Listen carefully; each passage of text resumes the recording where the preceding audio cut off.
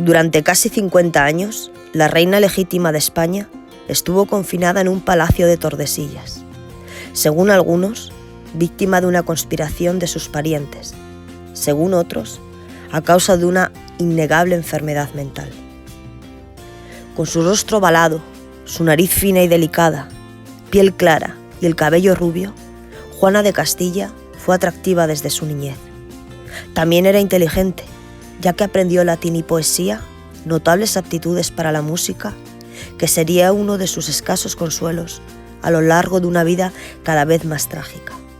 Lejos de mostrar ningún indicio que llevara a pensar en su futura condición de reina loca de España, Juana parecía predestinada a convertirse en un brillante ornamento en la corte de algún insigne príncipe europeo.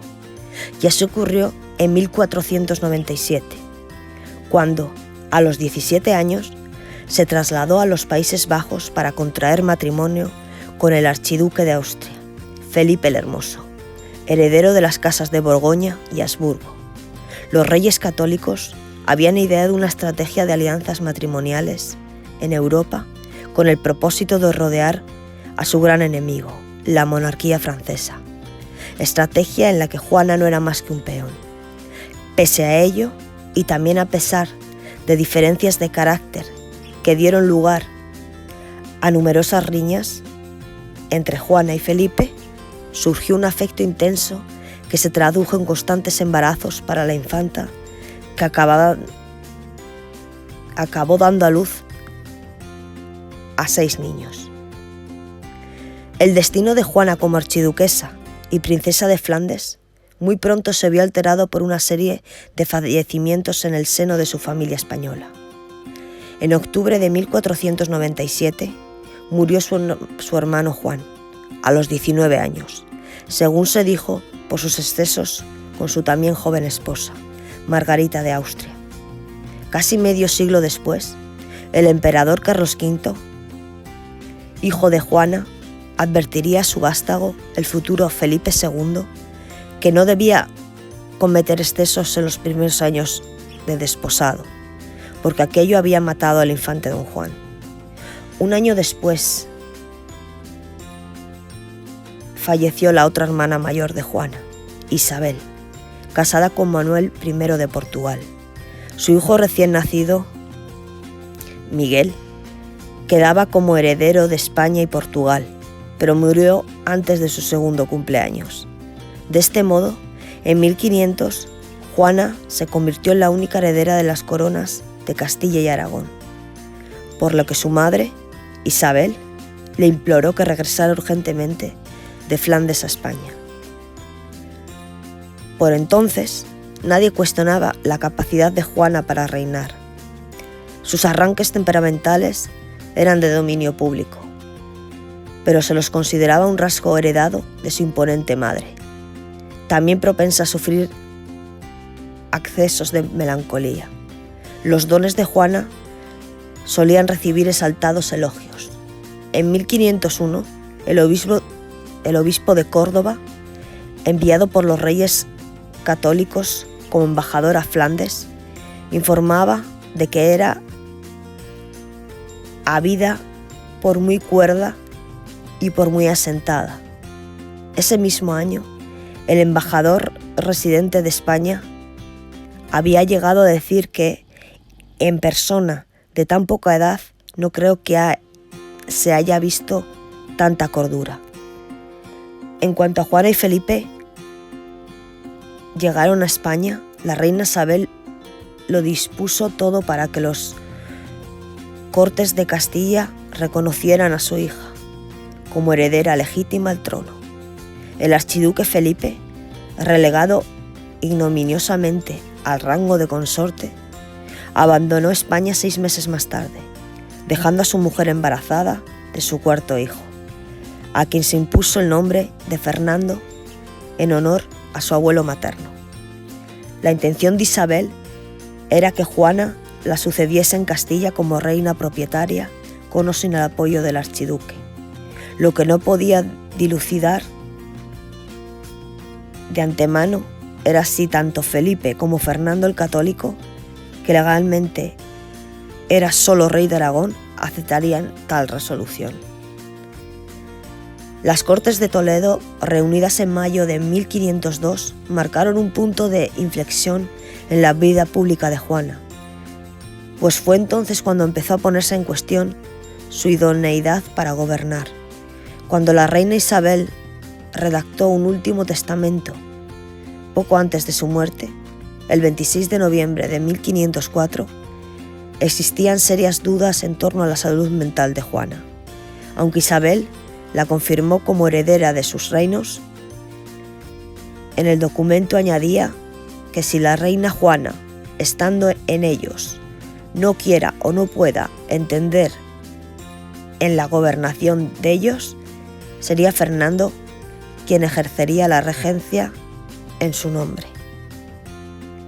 En un nuevo intento de impedir una posible usurpación por parte de Felipe de Habsburgo, la soberana subrayaba su condición de extranjero y prohibía expresamente que se asignara cualquier cargo civil o eclesiástico a personas que no fuesen naturales de sus reinos.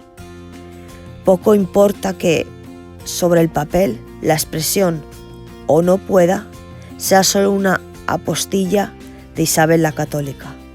Constituye la señal más sólida de que ahora la madre de Juana dudaba de la capacidad de su hija para gobernar. Muchos estudiosos han sostenido que la presunta locura de Juana obedecía únicamente a una conspiración política masculina, dado que suponía un obstáculo para que Felipe o Fernando ejercieran el control absoluto sobre Castilla. Inhabilitarla satisfacía los intereses de ambos. Su trastorno mental, alegan, se exageró deliberadamente con objeto de hacerla inaceptable como soberana. Se ha arguido además que su conducta extravagante fue, en realidad, un intento legítimo de reafirmarse en un mundo dominado por los hombres. Esta línea de argumentación convierte a Juana en un exponente de todas aquellas mujeres que, en el transcurso de la historia, han sido excluidas injustamente del poder. Existen, sin embargo, innumerables pruebas que sugieren que Juana de Castilla era efectivamente demasiado inestable para confiarle el gobierno. Muchas veces se ha argumentado que Juana heredó su locura de su abuela materna, Isabel de Portugal, aunque no hay indicios suficientes para emitir un diagnóstico clínico.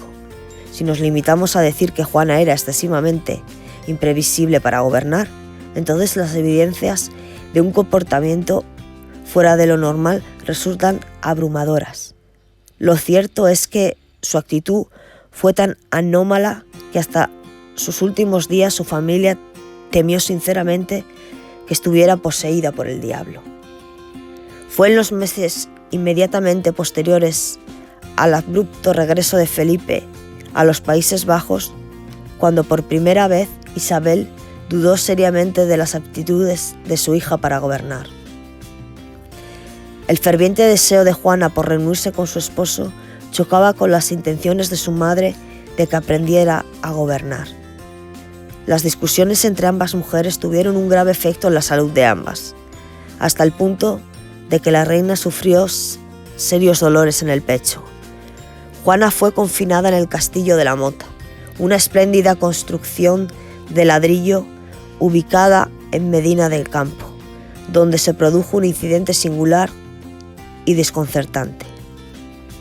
Según el relato de la propia Isabel, su hija Juana estuvo en el recinto exterior del castillo, descalza y sin ropa de abrigo, hasta las 2 de la madrugada de una de las noches más frías del año. Con este gesto, Juana forzó a su madre a concederle una entrevista y, en última instancia, a permitirle partir hacia Flandes en busca de su esposo, el archiduque, pero logró su propósito a expensas de su dignidad personal, una cualidad imprescindible en cualquier gobernante. En junio de 1506 ocurrió otro incidente similar. Su esposo y ella habían vuelto a España en abril, 16 meses después del fallecimiento de Isabel la Católica. El 28 de junio, Felipe le comunicó que había firmado con su padre la Concordia de Fila, en la que se estipulaba que si la nueva reina no quería o no estaba en condiciones de gobernar, Felipe asumiría total autoridad y hasta continuaría siendo rey a la muerte de su esposa. Fernando se comprometió a retirarse a Aragón, aunque conservó la mitad de las rentas que reportaba a Castilla el Nuevo Mundo, así como pleno control sobre las órdenes militares. En un principio a Juana le habían indignado estas negociaciones, pero luego pareció no prestarles atención. En lugar de pronunciarse, solo pidió recorrer los jardines del conde de Benavente, famosos por su colección de animales. Cuando hubo visto los pavos reales, Juana se alejó a la carrera hasta topar con la casa de una mujer, de oficio tahonera, refugiada en la cocina. Se resistió a salir pese a las súplicas de su esposo, ya que la casa quedó rodeada por los soldados alemanes de Felipe. Estas dos anécdotas arrojan luz sobre los trastornos mentales de Juana. Desde la perspectiva del siglo XVI, es irrelevante que definamos su dolencia como locura o como una forma severa de depresión posparto. Juana se había revelado incapaz de cualquier pensamiento estratégico. Su mente ya no podía ir más allá de las circunstancias inmediatas. Su única obsesión era sentirse libre. Pero, ¿libre para qué? ¿Para gobernar o para ser gobernada? Ni las murallas de la Mota, ni la casa de la Tahonera, cerca de Benavente, llevaban a ninguna parte. La muerte repentina de Felipe el Hermoso el 25 de septiembre de 1506 supuso sin duda un tremendo golpe emocional para Juana, embarazada de su sexto hijo. No se han podido verificar las historias macabras sobre su empeño en reabrir el féretro del esposo, mientras lo trasladaba de un pueblo a otro de Castilla, a fin de examinar sus restos, quizá para evitar que se extraviasen o fuesen robados. Por el contrario, es importante concentrarse en los aspectos políticos de su reacción frente a la muerte del archiduque en Burgos. Al día siguiente, cuando el presidente del Consejo de Castilla fue a ver a la reina, la soberana en persona le abrió la puerta del palacio donde se alojaba. La llamaba Casa del Cordón y le dijo que volviera más tarde. Cuando los miembros del consejo se presentaron de nuevo, tuvieron que perseguir a Juana por toda la casa y finalmente despachar a través de una reja que comunicaba la capilla con sus aposentos. Al negarse a tratar los asuntos urgentes, independientemente de que fuera por falta de interés o por enfermedad, Juana de Castilla había demostrado una vez más su incapacidad para el gobierno. De este modo, Fernando, el católico, se hizo con las riendas del gobierno de Castilla, además de las de Aragón. A su muerte, en 1516, tras la breve regencia del cardenal Cisneros, el primogénito de Juana, Carlos sería proclamado rey sin atender a los derechos dinásticos de su madre, que quería confinada en el castillo-palacio de Tordesillas desde 1509 hasta su muerte. Cuando llegó a Tordesillas, Juana estaba acompañada de su hija menor, la joven infanta Catalina, y no se hallaba lejos del cadáver de su marido, depositado provisionalmente en el vecino monasterio de Santa Clara. Sin embargo, su primer guardián se ponía cada vez más nervioso cuando ella se negaba a colaborar, y en 1516 el cardenal Cisneros lo destituyó por maltrato. A Mosén Luis Ferrer, que así se llamaba, le aterraba que la cautiva muriese estando a su cargo y admitió haber usado una violencia en alguna ocasión para preservarle la vida, pues se negaba a tomar alimento. El segundo gobernador de la casa de doña Juana, Hernán Duque de Estrada, Era un hombre culto que la trató con mayor compasión. Escribió al cardenal Cisneros que, si se tenía algo de paciencia, a veces la reina era capaz de periodos prolongados de lucidez, aunque confesaba que lo que no cabe dudar es cuánto conviene razonarla con amor, porque si se quiere torcer su voluntad por fuerza, todo se desbarata. El más criticado en su función de guardián de Juana fue el marqués de Denia, cuya familia se encargó de vigilar a la reina hasta su muerte en el año 1555, siguiendo órdenes de Carlos V. Restringió a Juana el acceso a cualquier información políticamente sensible. Durante 4 años no informaron a Juana de que su padre había fallecido. Denia apartó a la infanta Catalina del cuidado de su madre en 1525 y 2 años después se llevó en secreto el ataúd de Felipe el Hermoso para sepultarlo en la Capilla Real de Granada. En contra de la idea de una conspiración masculina contra Juana, cabe destacar el profundo apego que le mostró su familia.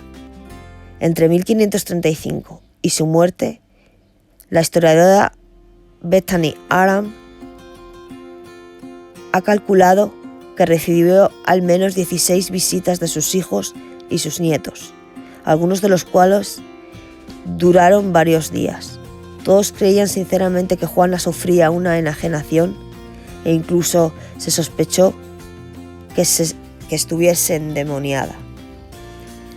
Hacia el final de su vida, a su familia empezó a preocuparle que el alma de la reina estuviera en peligro. No quería comer, ni se peinaba, ni tan siquiera se aseaba o vestía, y se negaba obstinadamente a oír misa. Desde 1534, su hijo Carlos había intentado en vano conseguir que se confesara. En 1554, Francisco de Borgia, jesuita y antiguo conde de Gandía, fue enviado a Tordesillas por el futuro Felipe II con la misión de averiguar el porqué de su negativa a ir a la iglesia. El clérigo reprochó a la reina que viviera sin asistir a los oficios ni tener imágenes en sus estancias privadas, recordando que su nieto era ahora rey de Inglaterra y subsistía el riesgo de que los protestantes de aquel país declarasen públicamente que su fe no difería de la de ella. Juana proclamó que las mujeres de la familia de Denia obstaculizaban su vida religiosa y, tras acusarlas de ser unas brujas empedernidas, demandó que fueran investigadas por la Inquisición. Juana I de Castilla murió el Viernes Santo de 1555 a los 76 años, tras haber permanecido confinada casi medio siglo. Francisco de Borgia atestiguó que sus últimas y balbuceantes palabras habían sido: «Dios mío, ayúdame». Juana luchó durante toda su vida para ser una buena hija, esposa y madre. Aceptó que enfermaba con frecuencia y que cuando eso ocurría era incapaz de gobernar sus múltiples reinos.